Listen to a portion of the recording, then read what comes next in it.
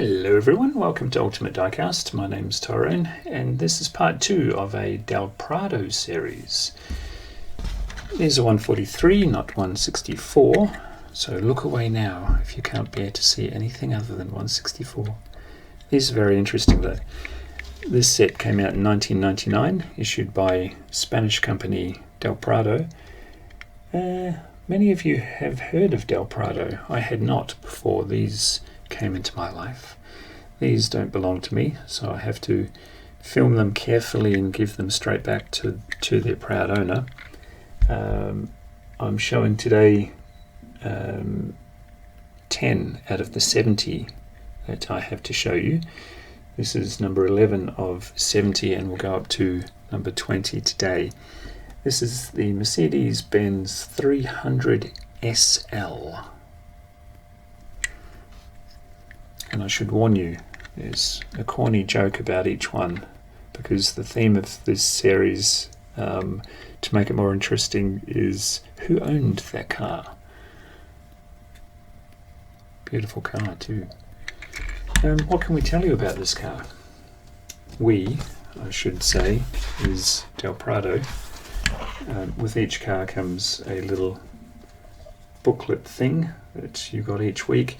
Back in 1999, Del Prado issued one per week for 70 weeks, and if you hung on to grim death or grim life, whichever you preferred, and stuck it out for all 70, you would have a folder full of information and a cabinet full of cars. The Mercedes-Benz 300 SL came with an inline-six 3-litre engine. Maximum power was 240 brake horsepower at 5,800 revs. Came with a 4-speed manual. It was rear-wheel drive, and weight, not you, the unladen weight was 1,420 kilos and 0 to 100 in 10 seconds. Who owned this car? A retired gentleman who also bought a sticker saying kids inheritance, because these would have been rather expensive. The only thing I know off the top of my head about this car is that the gull wing configuration on the doors had to be proven to be strong enough in opening that if the thing landed in a ditch on its roof, the doors would activate and lift the weight of the car up, so the somewhat injured driver and passenger could crawl out. Not sure if that's entirely accurate, but these are the things I hear.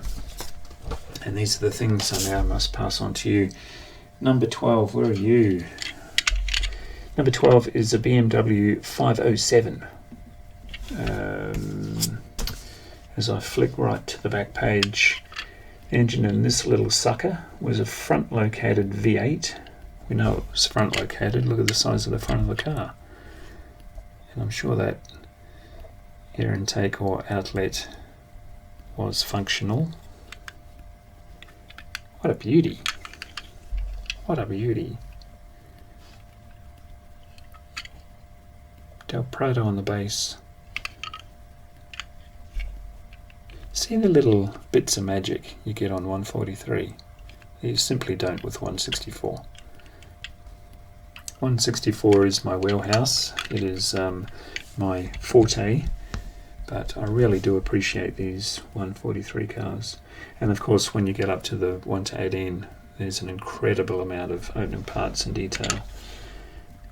Who owned this car? It was a banking executive that got a huge bonus. They got a huge bonus and didn't want to spend it on the family. Oh dear. It's best not to think about who owned it before I have to say who owned it, because it comes out quite bizarrely if it's off the top of my head. Number 13 is the Citroen. This is the Citroen DS19. Oh, this is a stunner. This is such a classic old car, isn't it? What do we know about it as I collect my thoughts? It's a little 4-cylinder, longitudinally mounted. That means it's been popped in funny. But everything was a bit funny on these, wasn't it? It had the ability to drive on 3 wheels, pneumatic suspension, which meant you were stoned on coffee so early in the morning you didn't feel every bump. But no, it's the fantastic suspension. Not much to see on the base of these all round, actually. That's super cool in all its French weirdness. Lovely car. Yeah, lovely shiny hubcaps. Who owned this? The government. This was bought as one of 50 sent to Vietnam to government embassies or government officials, and wound up in a barn for many years and then restored by a rich Vietnamese textile trader. So that's who owned that one. That was number 13. Shall we scooch on over to number 14? Where are you? Step forward. Don't be shy. Number 14 is the Cadillac Eldorado. What a monster. What a beast.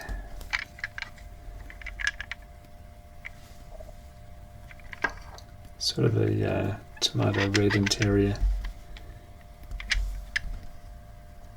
That steel work in the centre of the steering wheel was the horn.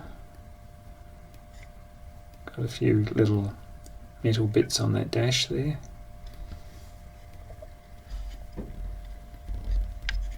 It's been in a few shopping centre accidents.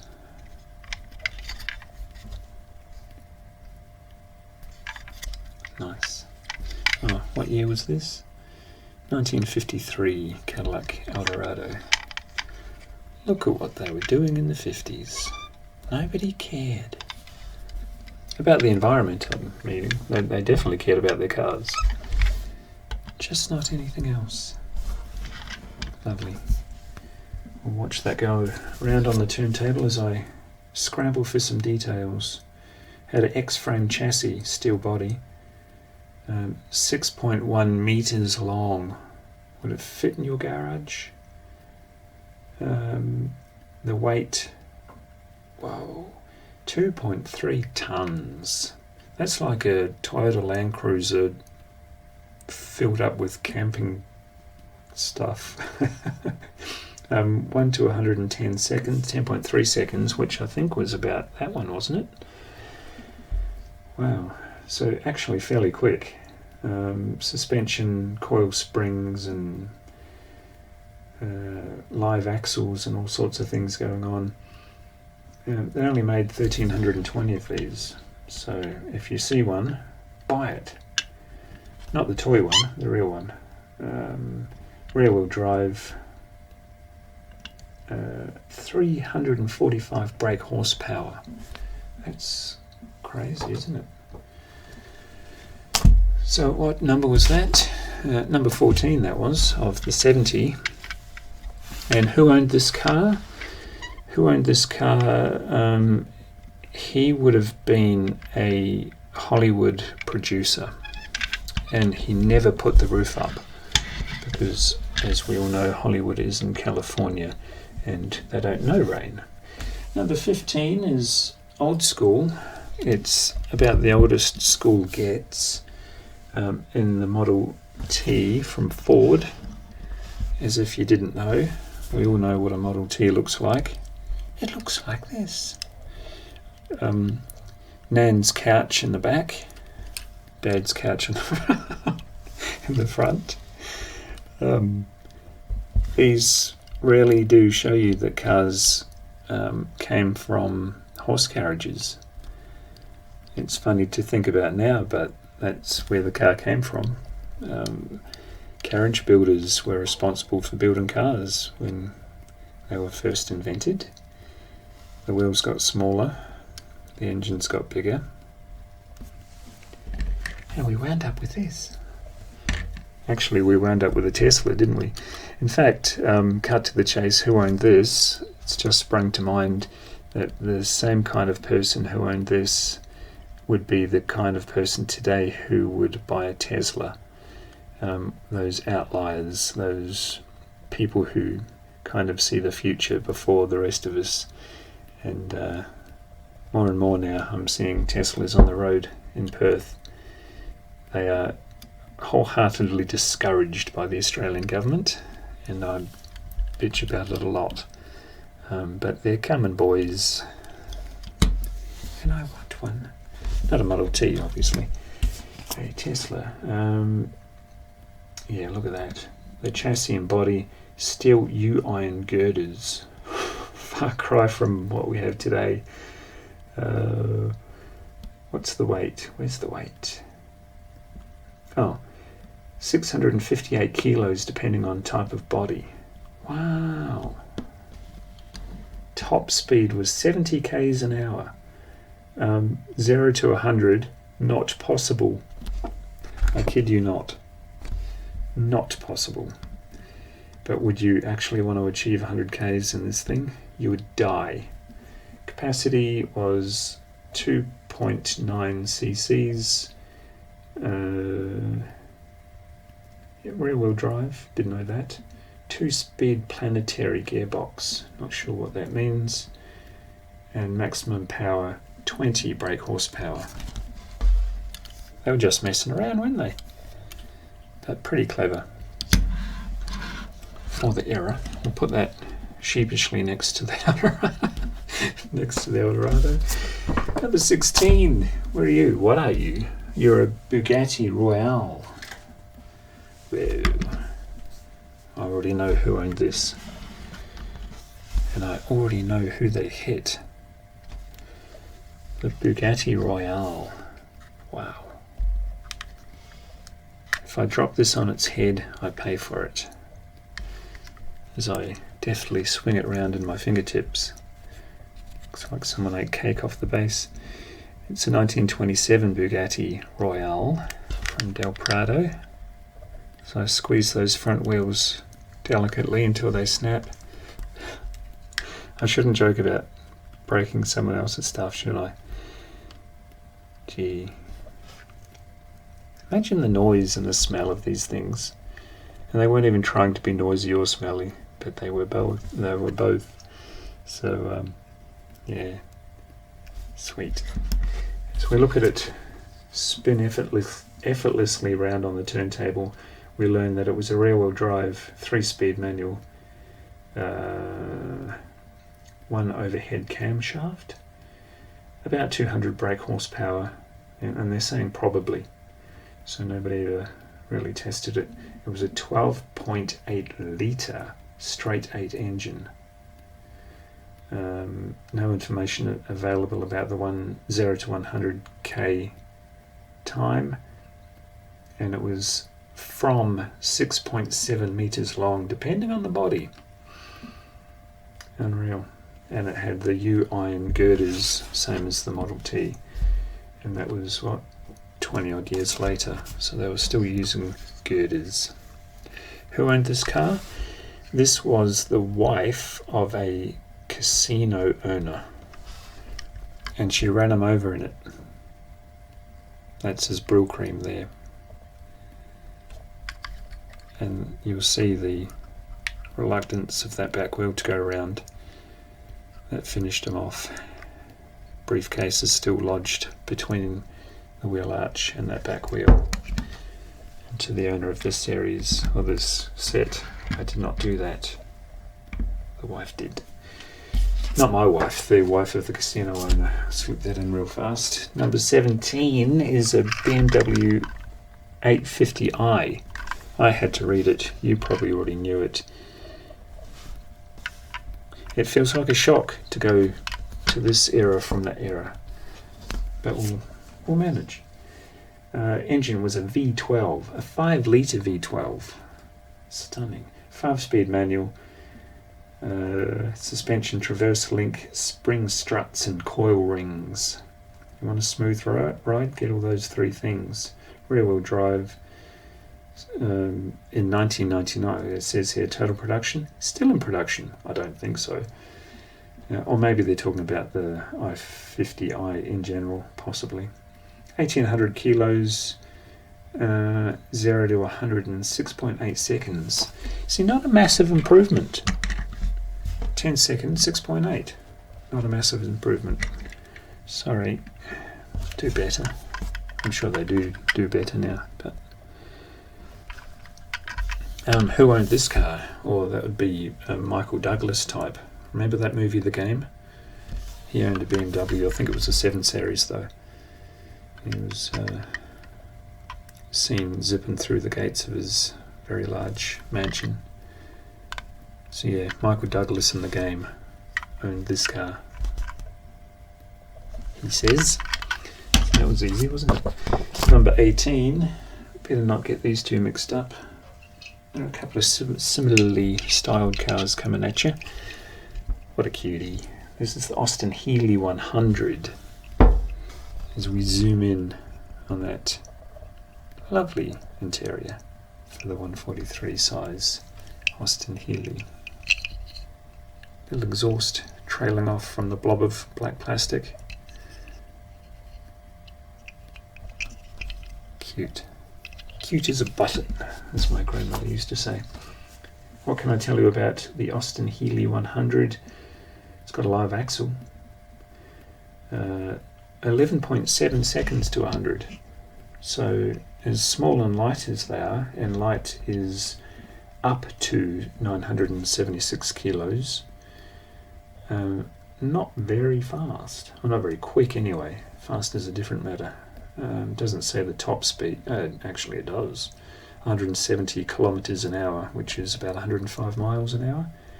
So fairly fast. Chassis was box section, whatever that means. And 2.6 litre 4-cylinder front located engine. Who owned this one? A Royal, a Prince. Especially British Royals, they like to be ironic, don't they? Suave, sporty, nonchalant, uncaring. Dirty it up and someone else cleans it for them. And they would clearly need driving gloves and a driving cap whenever they were out in it. Whenever friends of ours come over in a car I haven't seen before, if they buy a new car and come over for dinner or whatever, in it, we'll be looking around it because they know I'm interested in cars, so they never throw me the keys, by the way. But to prompt them to consider doing that, I will say to my wife, Sarah, fetch me my driving gloves. And I always watch for their reaction. Usually it's horror. Very occasionally I get to drive their car. And I never thrash them. I never do, especially if they're sitting next to me in it. Number 19 is the MGB. 1962, apparently. Do we see on the base? Is that 2 or 3? Read it out for me, will you? Another cute little car. Ah, look at that. Much better details on the MG to the Healey. That car may just lend itself to better details. See the little rivets on the roof piece. Taillights. That's a nicer car than the Healey. For detail, I mean. I like them both equally as in terms of actual car. But the MG really pops. Oh, it really does. It's got a rear view mirror. The Healey does not. It never did, I promise you. that's just a better done car. Sweet. Nice. What do we know? Not much. 12.1 seconds.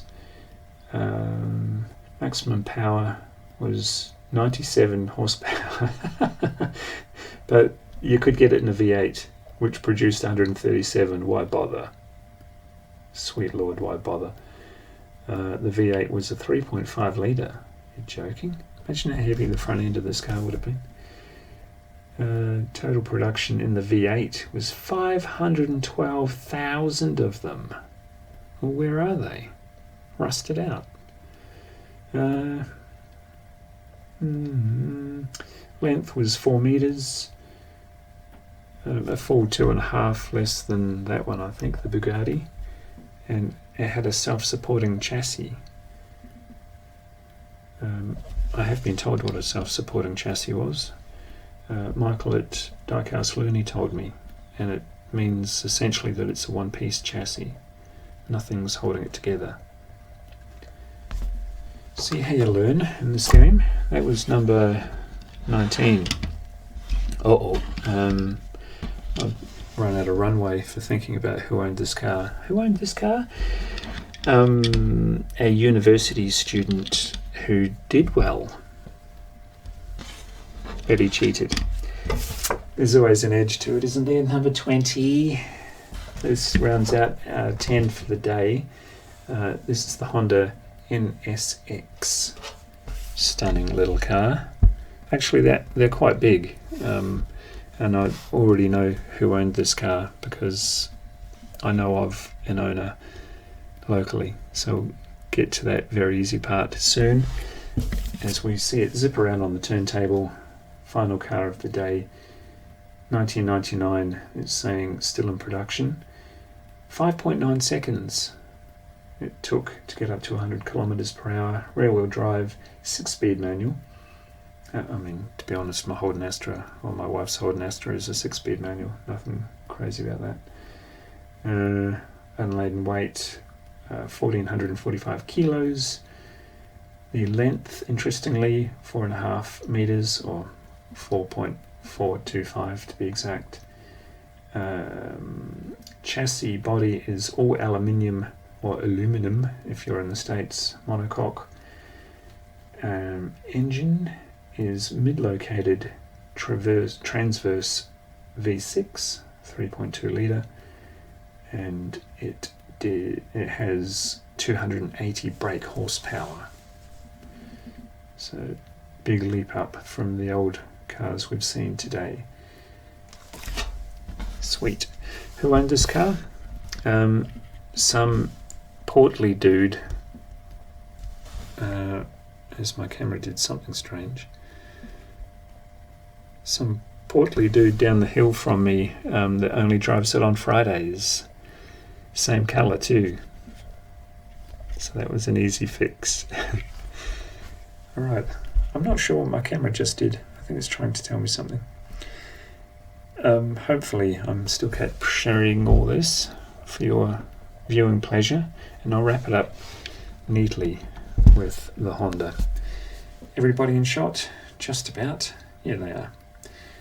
Like, share, subscribe, and I'll see you in the next one of these. They're lots of fun. Very ad hoc, I must admit. And sadly, not my collection. They're a friend's collection. So I'll see you in the next one. Bye.